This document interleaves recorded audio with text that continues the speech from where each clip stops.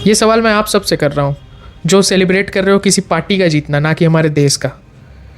तो officially elections ख़त्म हो गए और हम सबको जैसा पता था कि आसाम में बीजेपी आएगी, वेस्ट बंगाल में बीजेपी आने वाली थी क्योंकि इलेक्शन कमीशन के साथ उसका गठबंधन हो चुका था, ना कि किसी और पार्टी के साथ।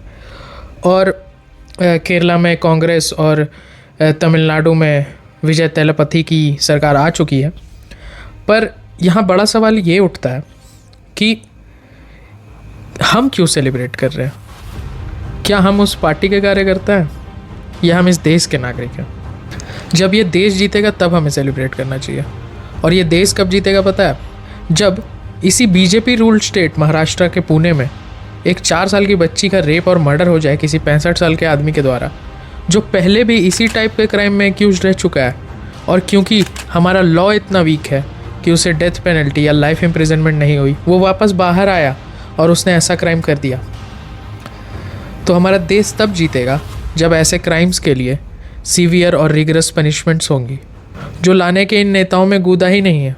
क्योंकि आधे नेता, एमएलए, एमपी सब तो खुद ऐसे ही क्राइम के लिए कन्विक्टेड हैं या फिर एलिजेड हैं एटलीस्ट। और एलिजेड के स्टेट से आगे नहीं बढ़ पा रहे क्योंकि इनके पास पैसा बहुत है, ये सब कुछ मैनिपुलेट कर सकते हैं। बिहार में जो फिर से बीजेपी रूल्ड स्टेट ही है, उसमें एक लड़की चंद किलोमीटर दूर ही रेप करके फेंकी हुई मिली सीएम के घर से।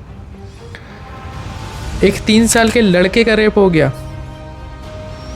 और हम वुमेन सेफ्टी की बात कर रहे हैं, रेप विक्टिम की मम्मी को इलेक्शन में टिकट देके।